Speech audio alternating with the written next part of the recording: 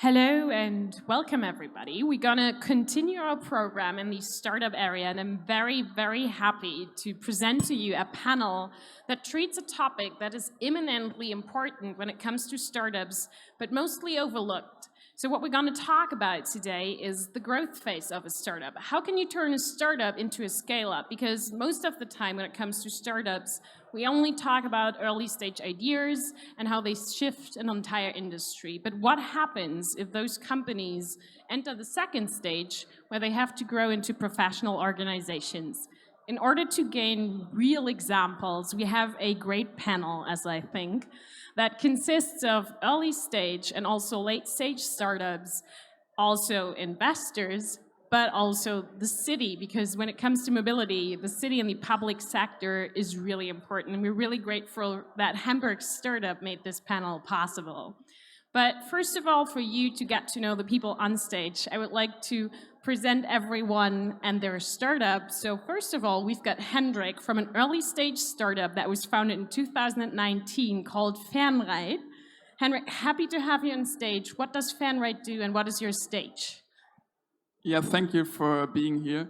I'm Hendrik, co-founder and CEO of Fernride, and I believe the greatest opportunity to have an impact on this world is entrepreneurship.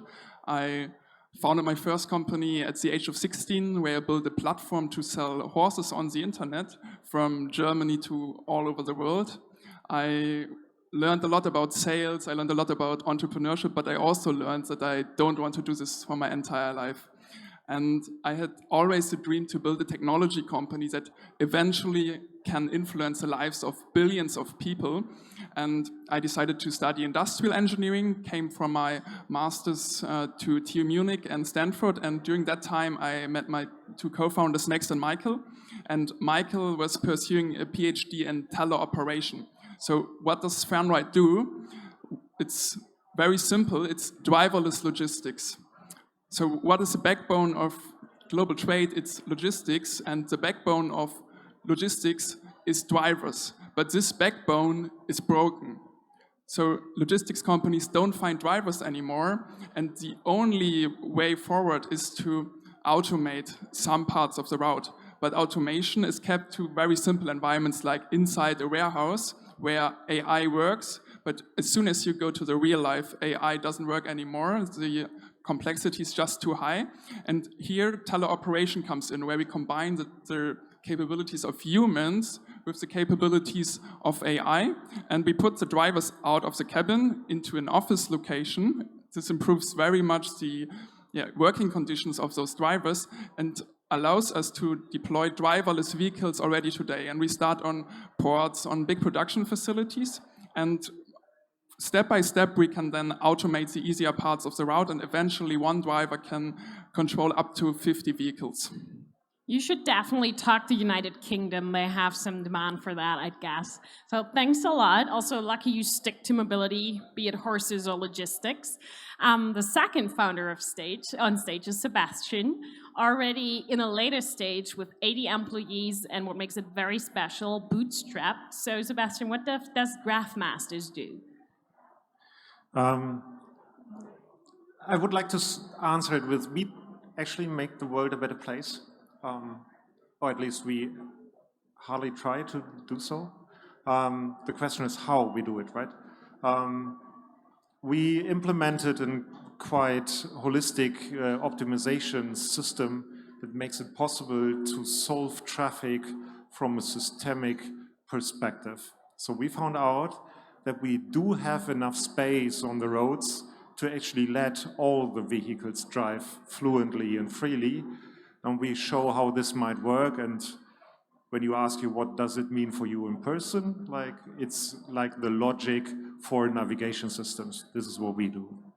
So whenever you're back in traffic jam, keep GraphMasters in mind. They're going to solve that for us. Next on stage is Matthias. Matthias has a very different look on the world because he comes from a background of corporates and also investing, and is currently running the Rethink Mobility Sustainable Mobility Venture Capital Fund. Matthias, what are you doing and what is different from your fund than from others? Thank you very much. So of course, we also try to make the world a better place, Sebastian. Yeah, you're not the only one here. So what do we do? I'm one of the founding partners of Rethink Mobility. We are a venture capital company, and our mission is to be the preferred partner of the best European mobility startups. And what do we do differently? Well, our experience has shown us that the ecosystem of startups in Europe has grown dramatically. And there's so many out there. And when you talk to startups, the first thing they appreciate is when you actually understand what they do. So this calls for a sort of specialization. And everyone appreciates if he or she understands what the business model is about, what the technology is about. And so this is what we do. We focus on mobility, and that makes us a partner, hopefully the best partner for an early stage mobility startup. On the investor side, pretty much the same thing. We focus, apart from financial investors that invest into our fund for financial reasons, we have investors that invest for strategic reasons. So corporates that want to connect to startups, and they want to do that via a fund that can invest independently into the best mobility and logistics startups out there. All right, so whether we've got startups or investors present, please talk to the man in the 3 shades of blue. Last but not least, we've got 3 persons on the stage that want to make the world a better place. Christoph.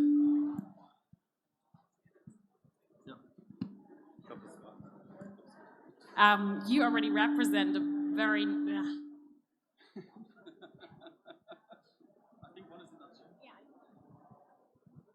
Sorry. So, Christoph, you already represent a very nice place on earth, the city of Hamburg with Hamburg Invest. What exactly do you do, and how do you support startups? Well, now the microphone seems to work.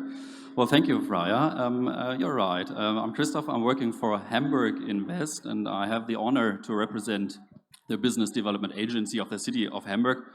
Although I'm not originally from Hamburg myself, I come from a little town east of Hamburg, which is called Berlin, which you may have heard of. So I am working for Hamburg Invest for 5 years now, and what we try since 4 or 5 years as Hamburg Invest is also provide support to startups. Hamburg Invest usually, traditionally supported corporates when relocating to Hamburg, when setting up a new branch in Hamburg. And since the last years, we see a lot of new potential actually growing in Hamburg. Innovative companies growing out of our schools, of our universities, but also new ideas, new talent coming into Hamburg. And we always ask ourselves, what can we do as a city to support you who have the ideas, who want to grow, who want to get into contact with the right people here in the ecosystem, and what can we provide in order to make you grow here in Hamburg? We're going to discuss that a little further, because what we're going to do right now is deep dive into the topic of growth. You probably have read about those massive financing rounds that are currently around, and everyone keeps on talking about a little later stage of startups. So when it comes to growth and becoming maybe a corporate. So we talked a bit before, and Hendrik, you already told me that you currently have 35 employees. You're trying to double your employees next year, and there are certain points of growth where there are, let's say, difficulties coming up, problems in communications. What are those points of growth where you have to be active as a founder, and why is it difficult? Yeah, I think the most important factor for a successful startup is communication. And when you are on the stage and become more than 20 people, where everything was super flat, no hierarchies at all, everybody knew everybody, and everybody was knowing what everybody else was doing, it is very simple and straightforward. But once you turn 25, 30 people, you need a little bit more structure and need to bring on additional managers or promote internal employees to managers. And what is here super important once you grow, that you have a really strong culture. And this is what I'm really proud of at Fernright's culture, that we managed to establish some principles so that we are able to grow now from the 35 people to 70 next year. So, for example, transparency is super important, that everybody is enabled to make his or her own decisions on every level, so that it's not very difficult to give the ownership to everybody. And the second factor that is also very important is this prototyping mindset. We are an early stage startup, and this is what we do, being fast, iterative, but in everything we do, we consider it as a prototype. So if we have a new idea of a process, how we do things differently, we say, yeah, let's launch a prototype and see how it behaves in the real world. And then we can iterate, we can adapt it, we can go back to the former status quo, but this allows us to be really fast and growing also fast in the next phase. Okay, so Sebastian, you already grew to quite a number with 80 people, and you did so all self-financed. I've got two questions for you. A, does that slow growth a bit, this form of financing? And B, what were your problems that you didn't have in mind when it came to growth?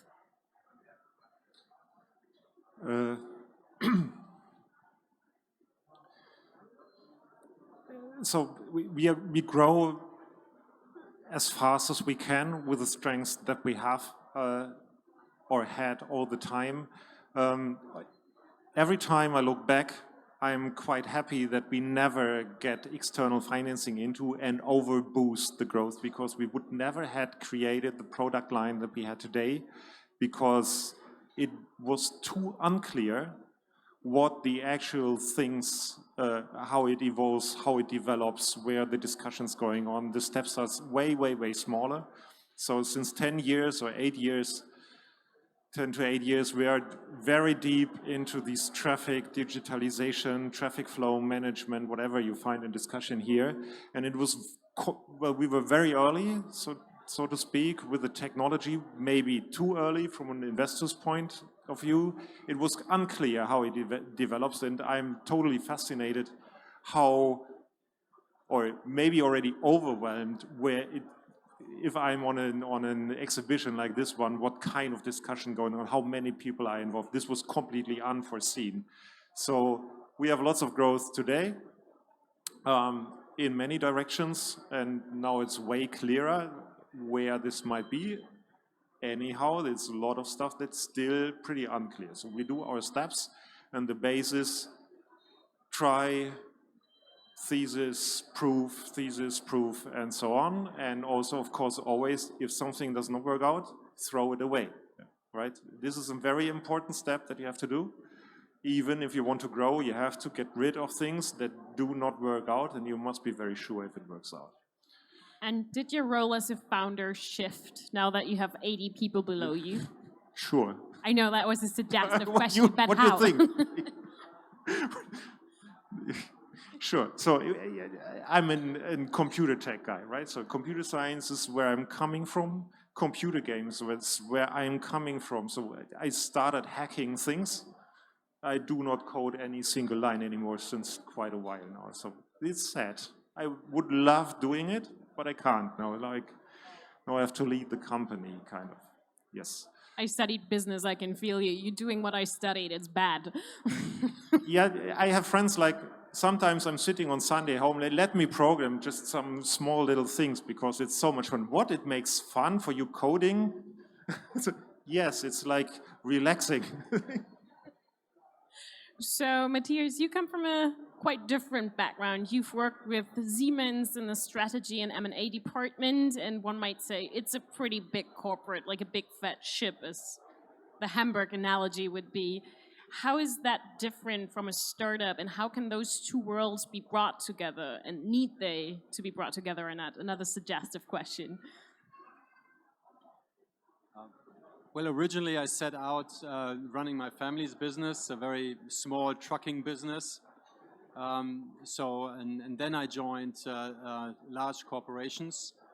I mean, the thing is to have a positive look at the collaboration between startups and big corporates. over the course of the past 15 years, I can see how the two worlds are getting better and better at working together. So when I started off from a corporate perspective, first dealing with startups were considered by a corporate, what in German you would say, Jugendforscht. So they're kids trying out stuff, and they were not really taken seriously by the big corporates. Because if that worked out, what the startup tries, then we would do it ourselves. So that was the notion back 15 years ago.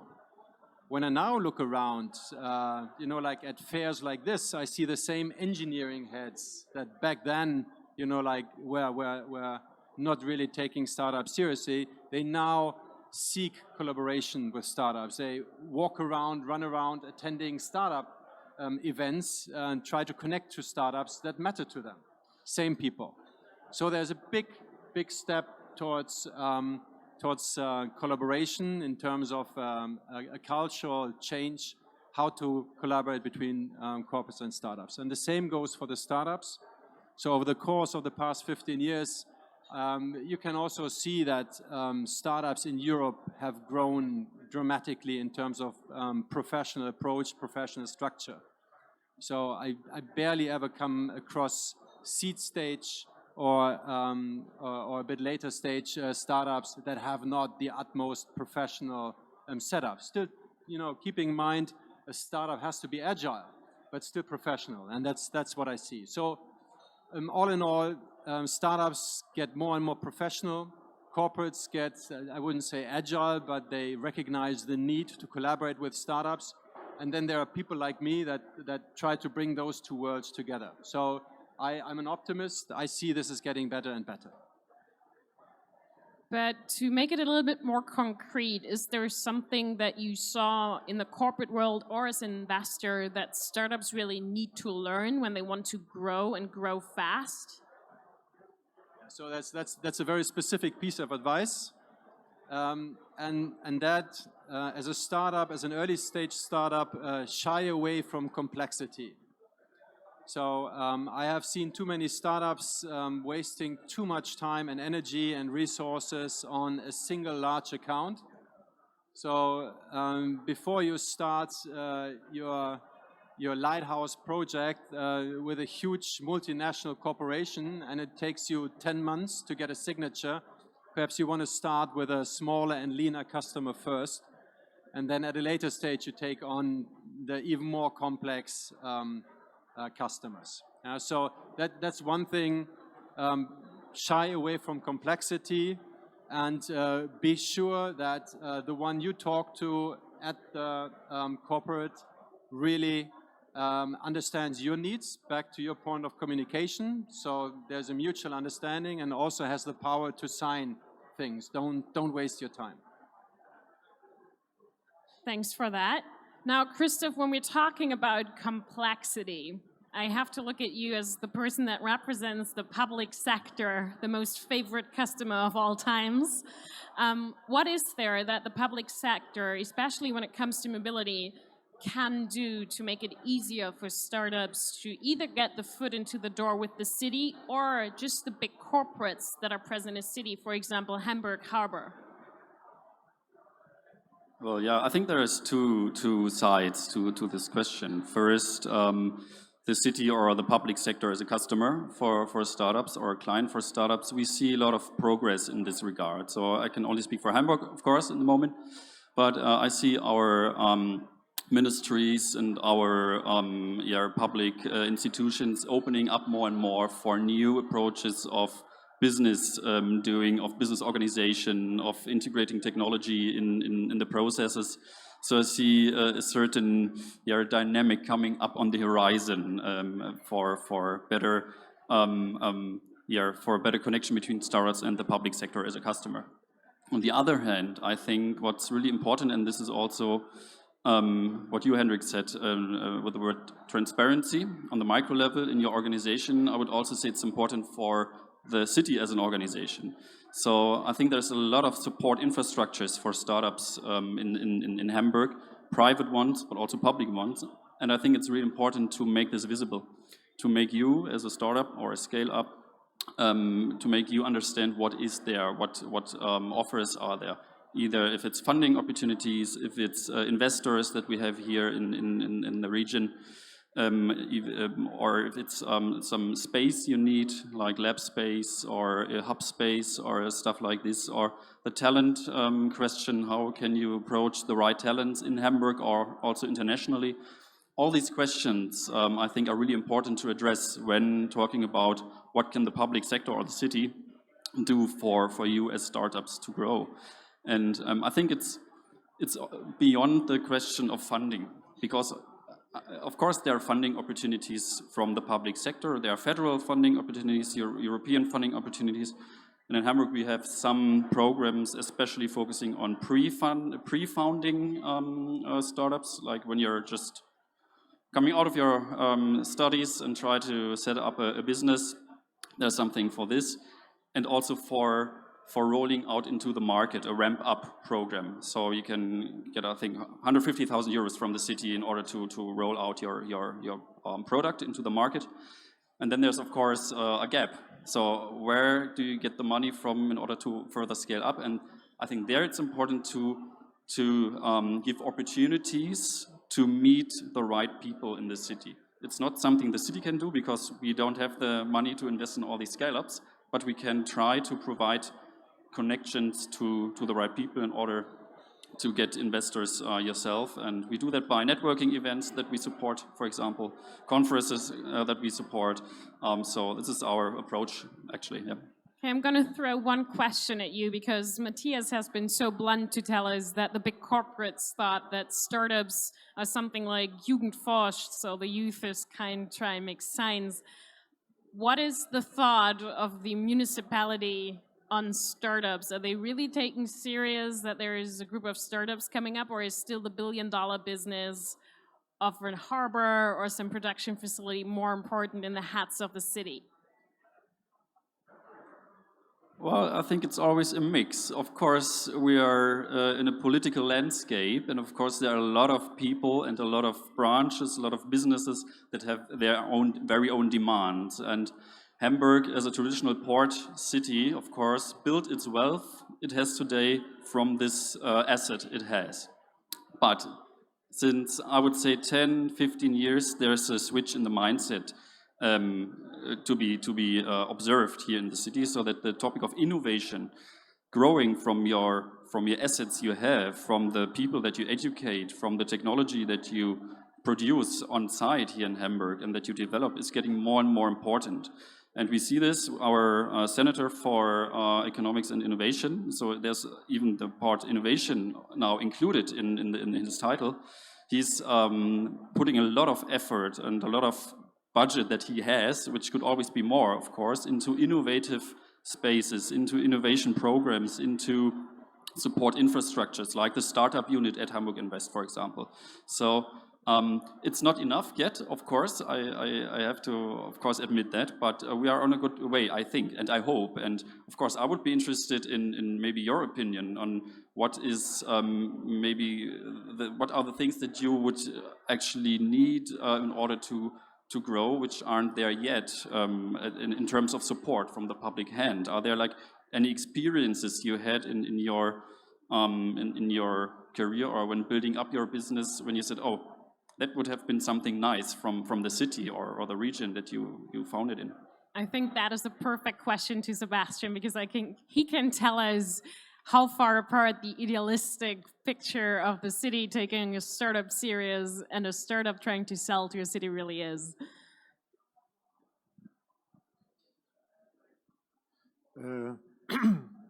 So I'm in the middle, like reducing complexity, very true. Don't spend too much time well, it's better to find a customer quick and cheap than having this lighthouse projects for a long time. You're talking about 10 months. Did you ever try Hamburg? How much Just time is it? guessing, like we are working on Hamburg since the very beginning. It's longer than 10 months. So number one wish a startup would have is like So it accelerate it. It takes a long time. It takes a super long and even longer than you can imagine. we are still quite away from getting any signature in here, to be brutally honest, right? I think we met the right people. This is all fine, so this is organized. What is true, it's unclear from my perspective what actually is the structure. So how is everything connected? And again, to be honest, I have to say that the people inside even do not know how the structure is. Not just make it visible to us, make it visible to yourself. Dear city, please be clear what your structure is. And it's not enough to just have the structure clear. It's who's doing the decision. And now we are back to democracy, right? There will be never ever the single person who decide like left or right, because we are living in a democracy, and okay, accepting that this is a good thing, okay, to be discussed somewhere else, I say this is good, but of course then there is no single person who will decide, yeah, left or right, or what. Startups need quick decisions, and then steps in an idea where it might be, and this makes it so hard because it's not there in these cities. There are no decision makers. There are some people who love it. There are other people who hate it. Why? Because the others love it. Okay, this is politics. There's no real rational reason behind it. People hate it because the others love it. I don't care. Like, I try to make it better. So let's try it out. But therefore you need a decision. Who's doing the decision? Question. So what would be your advice for other startups in order to get sales running at least a little bit? It develops. So it's true. It's happening a lot. It got way better. It's more acceptance over there. Even for when we started, I had to say there's absolutely no chance that a city could ever buy a product from a startup-ish like company. It's hard enough for the SLEs, the super large enterprises. Anyway, if you're just a 3, 4, 5, 10 people company, impossible to get anything running, right? You will never make it. It becomes better. So you get the entry. Yes, you should. It becomes better, and this is evolving. Like some cities are starting, opening the doors. We get the discussions. We get open ears. This is true. Now decisions are. The question is but we have to work. So if it's democracy, so we as a community have to work on the system. And the technology startups especially, we have to come up with new ideas how you can create organizations. Like, I'm computer science guys. For me, it's more like processes, and algorithm is what I studied and researched on. Really deep, and if I see these processes in companies, I would say, oh my God, what? No, this will never ever work. So this is not the template what we are heading for. We try to create another community in the company, another system, and let's discuss it. How does it fit? Needs to be a fit to the city. You don't need to be fit, it must be optimized. And one more question to you, because you said you try to be very agile and to throw away ideas that obviously don't work or not so obviously don't work. How do you make sure that this still happens, given that you have 80 people working for you?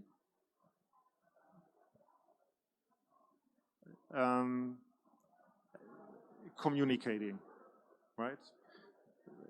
Well, this is not my wisdom. Like I say, it's about communication and communication rules.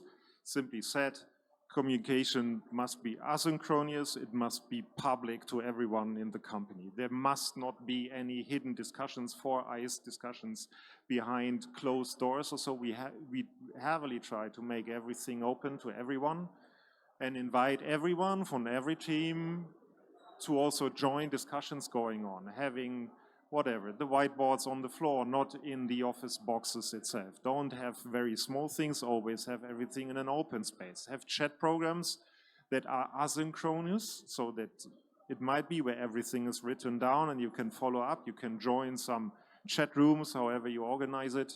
There are lots of stuff out there, choose things, but this is tooling, right? All right, so we've heard that internal structure and communication are really important, but Matthias, we talked before, and you also support startups in scaling from an investor's perspective, but also with your experience. What is the one thing that you see where they need most of support? So first of all, the good news is from a startup perspective, it's people are looking for you. So this is not only for an early stage startup, it's always difficult to find money, it's always difficult to find support. Once you've grown, once you've proven your business, once you're cash flow positive, you're on your way to a unicorn, then all of a sudden everyone wants to invest and give you money. So the difficult path is the first step, the first few steps. And how do we try to support that? We try to support early stage startups with funding, of course, but also with, careful now, domain-specific networks and support. So our sweet spot is not, what accelerators do, the good ones, and, like help you derive your business model and help you derive and clarify your value proposition and all that sort of stuff. That we don't do. We come in at a slightly later stage. You have your first prototype ready. You're starting your first pilots. What we then do is we put you in touch with people that support you on that specific stretch. So you have your first prototype. How do you get your first customer? So we provide access to corporate customers.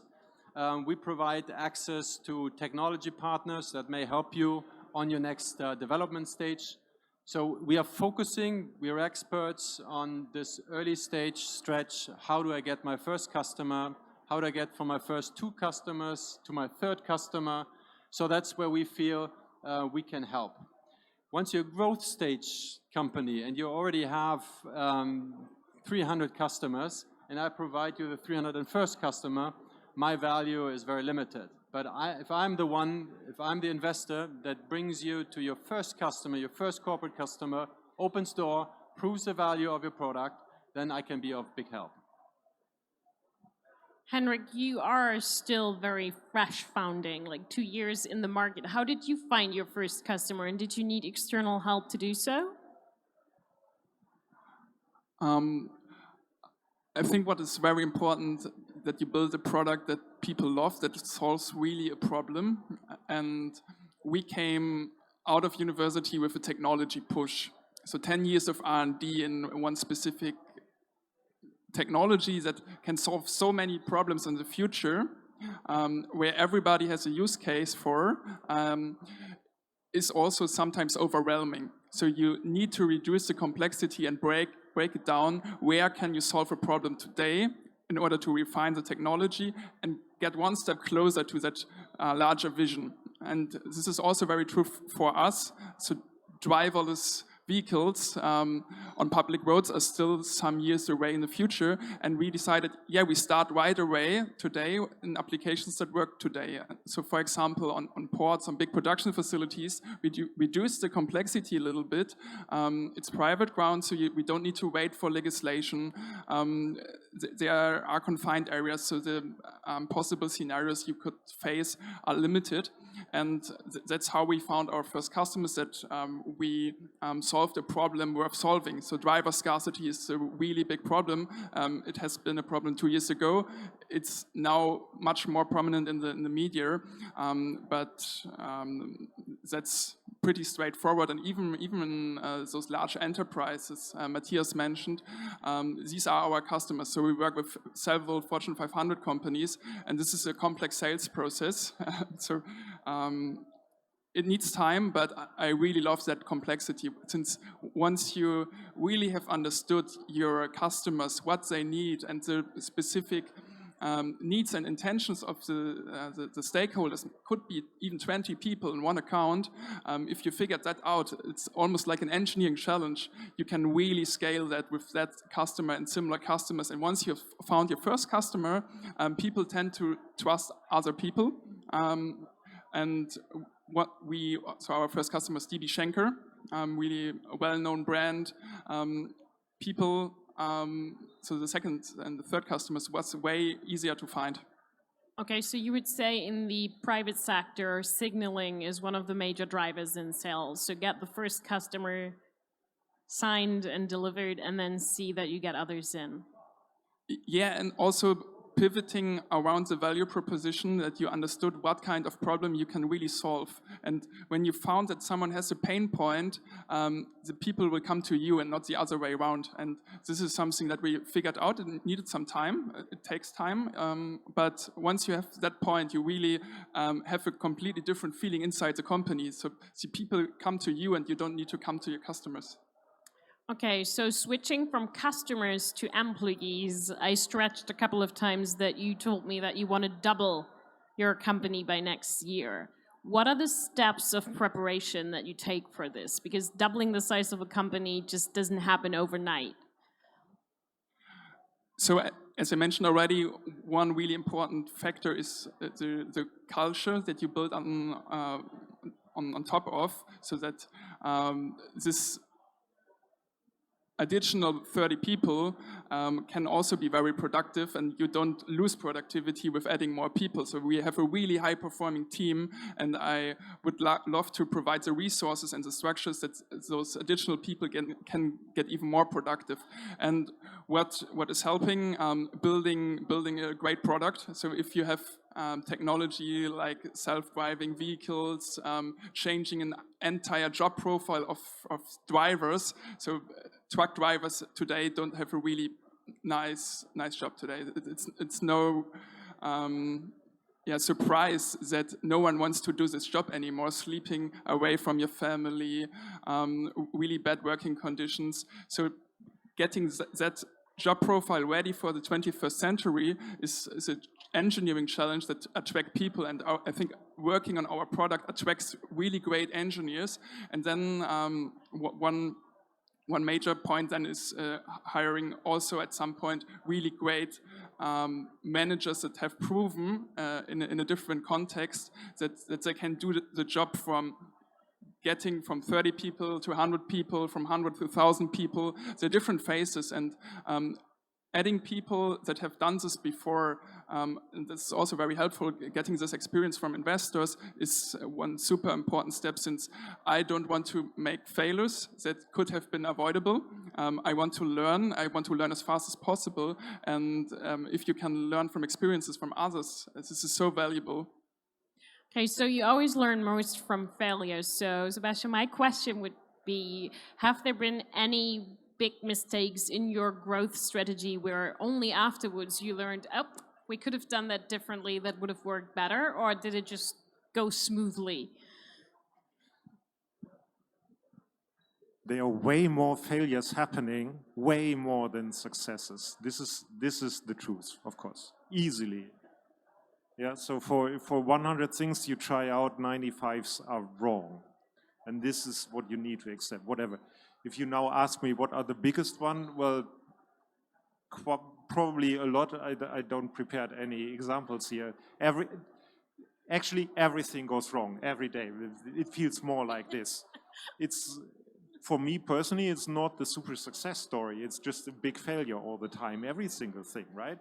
But the trick is, what you have to do, well, I say what you have to do is first think about it and propose a thesis saying, okay, I expect it will happen this and that, and if it goes wrong, you disprove the thesis, but then it's a learning. Aha, you see? If it goes right, you prove the thesis, you have a learning. Aha, and this is how it works, right? So make a learning something positive out of everything you do, right? Because otherwise, and of course, probably like there are very small steps you do, but there are also very huge decisions that we made maybe a year ago or so. Maybe it turns out it will be a failure. I'm already in here. It might be the biggest thing that goes wrong ever. And I do not know yet. We will see. Try to do positive things out of every failure. Don't stick to the failure. Make something positive out of it by doing it, turning it into a learning. This is what we try. Probably the most honest answer so far and the most humble one. But Matthias, from an investor's perspective, are there any moments where you look at a startup and you think this is going to grow like crazy or this is going to fail way before it really does? And if so, how do you identify them? Well, I guess that's the secret sauce of every investor. to come up with a verdict, with a personal verdict on an investment opportunity. So I learned so much by talking to startups and listening to their ideas and ideas about the future in general, about their conviction, about their specific technology and business model. So for me, my humble part is I learned from listening and listening to startups in particular. How do I judge which startup will be successful and which startup will make it? So keep in mind, an investor usually looks at the numbers. That works at a growth stage. Yeah? So if you can present your traction, the figures, revenue, order intake, etc., over the course of the past 3 years, and then you have a projection, and from your track record, it looks credible that you will reach your projection. That's the easy bit. That's the data-driven bit. Now we focus on early-stage startups that have maybe founded a year ago and are pre-revenue. So what are the figures that you're showing? So we have to look at people, we have to look at teams, we have to look at talent, and we have to understand and develop a personal conviction. Firstly, is that a market worth going for? And secondly, is that the team that will make it? Okay. And thirdly, it's always a choice, an investment choice of 1 out of 100. So you talk to 100 startups and you're only able to invest in one of them. And to give 2 very specific examples, a recipe for success and a recipe for failure. The recipe for failure is you don't have a team. So there's a single founder and lacking what it takes to really build a product and build a successful business. Still, not as often as in the past, but still you find sometimes you have a very strong technical person and lacking the business side of things. Developing something great and unable to sell it. Or the other way around. So it's having this technology and having the ability to translate this technology into value. That usually is good if that sticks to more than just one person. So recipe for failure is you don't have a team. And the recipe for success is people that have conviction, people that have the knowledge and know-how, or also acquire the people that have the know-how that they lack, and then have the clear north and the mission, what they want to achieve. So if you can see that in an early stage startup, that's definitely a recipe for success. You have the drive, you have the talent, and you have your true north, the mission where you want to be successful in the market. All right, so we've got 15 minutes left, and there's one topic that I wanted to touch up on when it comes to mobility and startups and new ideas, which is the place where you found your business. We're here in Germany, Europe, a publicly speaking rather slow continent, the old continent, and all the time that we talk about mobility, most of the people think about the Silicon Valley and the United States. Now we've got 2 founders and 1 investor on stage that represent European ideas of mobility in Europe, or globally even, plus 1 city from Europe. So is the location really that important? Do you have to be in a hub or in the valley to come up with big ideas? And that would be a special question for Sebastian, would it be easier to handle with a different type of government, a different country, than with those in Europe?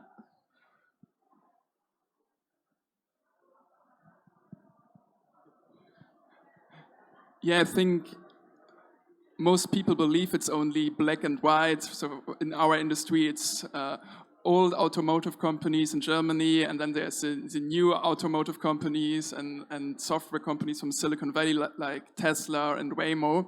And I actually don't think it's so black and white. Germany is actually a great place to build this company. So there are truck makers, automakers that have been really successful in the past. We are the logistics world champion. And now we bring this very specific technology to the table and software engineering competence to enable those companies that have been successful in the past to also be successful in the future. And that's actually for us the melting pot to build this company is Germany. I truly believe there is no other way. There must be a global champion for driverless logistics out of Germany, and that's why I think it's actually the perfect place.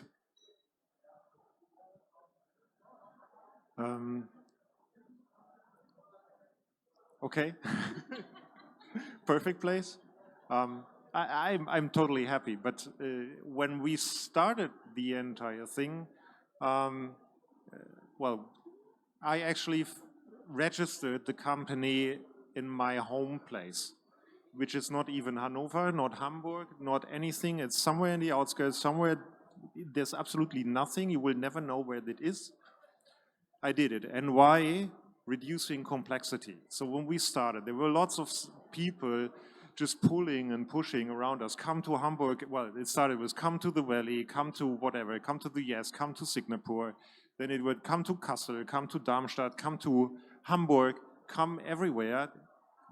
And everything, it does not help when you have an idea and you have to start working on the very first thing. It was reducing complexity, so I worked to my home bank. So can I open an account here for my new company? And they said, okay, yeah, I signed, done, this was the company, done. So it took me, I didn't need any discussions, the people know me, so it was a 15 minutes thing. This worked out, and from there we could start working. Then we moved over to Hanover because my co-founders and the first team members came from Hanover, so we got them there. We simply put the company where the people are, the very core first people, right? There we put the company, not the other way around, because it wouldn't have been better to work somewhere else in Munich or in Berlin. Of course, very important is we really get the value out of a community, like a hub, like that we can share the idea. Maybe not precisely by the discussions going on, but it's an inspiration, innovative surrounding. So it helps to get inspired all the time. This is very important.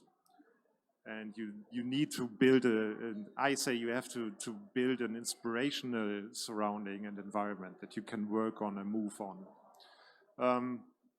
Now we are in the situation where it becomes more important to see where is it and where are the clients. So we follow the clients. So an office in Vienna, an office in Hamburg. Okay, this is fine. So we are following the clients when they come, but it's not the starting perspective for us. Okay, and Matthias, you've seen also international startups grow. What is your opinion on the location? Is Europe or Germany slower? Would it be easier somewhere else? That's a very complex question. So again, I try to stick to my own words, and I try to take out complexity here as well. So I have worked in my previous job. I primarily worked with American startups or US-based startups, and so I have a lot of I have a high esteem, or I have a lot of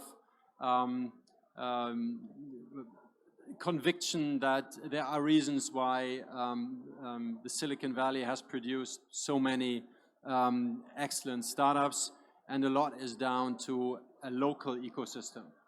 Yeah, so there's a lot to it that location matters. Location matters because there's a network you operate in. Yeah? And I know all of you will agree. A lot of your success has to do with the ecosystem that is around you. Like I know the ecosystem in Hamburg, I know the ecosystem in Munich, and those are both, like in Berlin as well, excellent conditions nowadays for founders.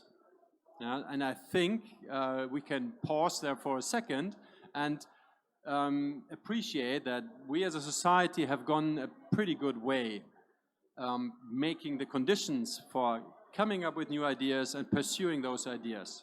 We have done a good job in that. Have we done a good enough job? No, but we have done a good job. So that's the first thing. I think Germany is a good place, but then I would like to make a very specific example, and that specific example is that still today there is a big discrepancy between the technical universities, for instance, across Europe. There's some technical universities that either are the ideal location to transform an idea into a new business. You have incubation activities there, you have advisors there, you have experience there, you have technical support there, you have legal support there, everything there is. And I still know a lot of technical universities in Europe that don't offer that. I don't know a single university by now that doesn't try to promote entrepreneurship, try to promote new companies, startups, coming out of their research and out of their studies. So here's something, just a specific example, still quite a way to go. So Christoph, keeping you back into the loop, I got one question. If you as a city, Hamburg Invest, set up such a program, do you look at other locations for inspiration? How do you set up a network that we just heard about so much? Are you actively involved in it, or do you leave it to the entrepreneurs? Yes, sure. We, of course, have a look at other regions, other startup hotspots. We are in exchange with these regions, of course, especially with Munich. In 2 weeks, we have an excursion to Munich in order to learn from them and also, of course, for them to learn from us. And there's an exchange between the ecosystems, actually. And I just heard so many interesting points in the last 20, 30 minutes that I don't know where to begin. So I think maybe with the last point Matthias pointed out, the ecosystem. I think that's one really important factor for success, for scaling up your business. It's about the people, it's about the mindset, it's about the match of your technology to the customer side in the region, to the talent that is in the region, the education that is taking place in the region. So what I want to say is, not every startup can probably thrive in any ecosystem. You need the ecosystem that is made for your needs, actually. So I think this is one important thing that I would like to take with home, that maybe it's about the question, how can we match a startup with an ecosystem better in the future? Another thing is you also pointed out the importance of a team in a startup and being successful. So this is also about the right people, having the right people at hand and trying to convince them to join your journey on the further scaling up your business. And I think this has got to do something with exposure. So you need to go out, you need to be visible to talent that you want to attract. And I think this is one point that I also would like to take home. How can we support you as a business to be more visible in the talent sector, if you want to say so, in the talent pool as an employer, and I think there are so many other things that I could elaborate. Just keep doing. You're doing my job. Yeah. Okay. If you're happy to listen to it, Sebastian, you earlier said who makes the decisions. It's so difficult to sell to the public sector because no one is in charge and no one says, yeah, okay, let's do it. I know what you mean. We are in the political sphere. And there's a phenomenon I sometimes observe. It's called responsibility avoidance. So nobody really wants to be held responsible for wrong decisions. And you have that thing in the public sector especially, because as an entrepreneur you do your decisions as you think they are right. In the public sector you always have to perform in front of the public. So this is really difficult for you when selling to the public sector. No offense, right? I know. Yeah, I'm just stating the obvious. And of course, in our institution, we have a public company that I'm working for. I have the same issues, actually. So I understand this, and this is probably something that we cannot change by tomorrow. But I think it's important to talk about it. And I know that there are people in the ministries that take that serious. I know that. So I think there's hope on the way. Yeah, what else? What else could we still pick up? You already had ecosystems, employees, politics, and responsibilities. Yeah, yeah, maybe an international perspective, maybe. So when you grow your business, of course, you started in a town somewhere, I don't know, in the Wendland or where that probably was. I don't. No, it's called Lübbecke. Lübeck. Probably a really nice town, but you notice in the end you have to move forward. You have to go to a bigger city where you have the networks, the assets, infrastructure, and so on and so on. And of course, there is one probably point in time when you scale internationally and you want to sell to international customers, you want to be seen by international investors. And I think this is also something the city could help, because we as a city, we do have a visibility internationally. As we can see here today, Hamburg is visible in this specific field of, Even though we of the didn't take economy. the Olympics. Yeah, exactly. That didn't work out, but yeah. And we could probably help taking you with us in our visibility. We do that by, for example, going to conferences like the Slush in Helsinki or South by or stuff like this, where we present Hamburg startups. And we take them with us and we say, come on, look at them. They are really, really potential, and try to do connections, networks. That was a concrete invite for all of us, right? Absolutely. Perfect. Absolutely. All right. Are there any questions from the audience? No, that's good. So to wrap it up, oh, you got a question? So yeah, you were talking about the international perspective. Let's have the perspective into the future. So let's have a brief outlook. The topic today is scaling of startups. So if I were to make a prediction for the future in terms of European startups and how to scale them, I think we have done a great job. The startups have better support to scale than before. If I had two things to wish for to get better in the future, and that is from a European perspective, and I'm talking not in political terms or institutions, but from a people point of view, is to be happier about taking a risk at an early stage. At the very first beginning, the first step, I would be happy if we as Europeans would not start to think about what if it goes wrong? Yeah. How about, like what happens with the data? How about first thinking about why could I solve a problem here? How could I make this place a better place? And that goes for investors to be happier to plunge into something that is not bulletproof yet. That is also goes to entrepreneurs saying, hey, I started and I don't think about failure the first thing. And that would be my wish for the future. Right. Maybe the other two founders, do you still have wishes for the future? Because the person to take them home sits right to your left. I totally emphasize this, right? Could simply repeat this, but that's what we need. Yeah, definitely. Hendrik? I can totally second that. So we have a unique opportunity, like Matthias said.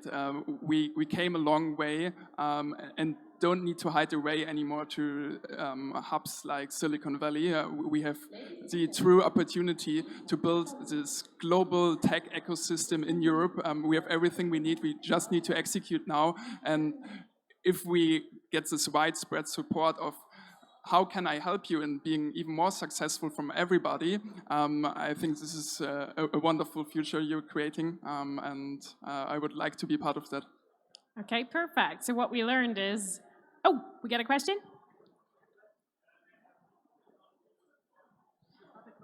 Thank you. Hello, everyone. I'm listening with high interest to you, and I'm very glad to be here. I think we should increase the awareness and the importance of startups in Hamburg. I have a startup. I have founded it 2 years ago. I'm a special tour operator.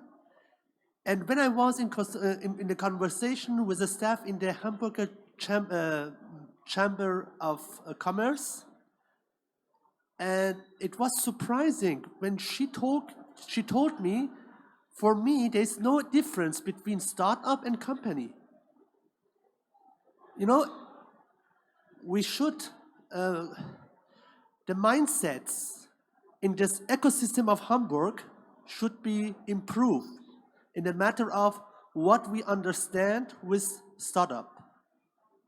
And thanks to that you are here and we can here connect to each other, and hopefully we can make Hamburg stronger and smarter and more international. In the last sentence I want to tell, there was a event last year about the future of Europe, and Mr. Tschentscher, our mayor of Hamburg, he had a friend, he visited him from US, and he asked Mr. Tschentscher, what is your duties as a mayor? And he listed his duties. And you know what he told to him? He told, no, this is not your main duty is to bring the brains to Hamburg. And they will do all that what you want to do. Thank you. Thanks a lot. We should have you on stage next time. Well, thanks a lot. As we heard, I double that. We have to bring the brains to Hamburg, and as we learned on stage, we have to bring the brains together. So please do network, use the ecosystem that is present, communicate transparent, and just make the best out of it.